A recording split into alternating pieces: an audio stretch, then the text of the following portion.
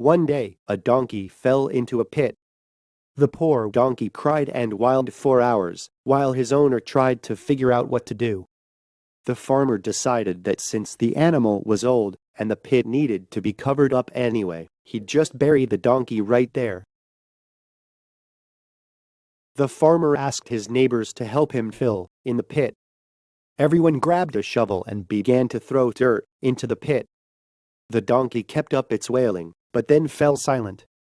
After an hour of shoveling, the farmer leaned over the edge of the pit to see what was happening and was astonished.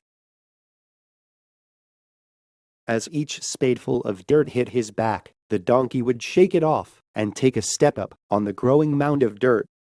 Eventually, the mound grew high enough for him to jump out of the pit. The donkey emerged from the pit and trotted off. You can get out of the deepest pit just by not stopping, never giving up.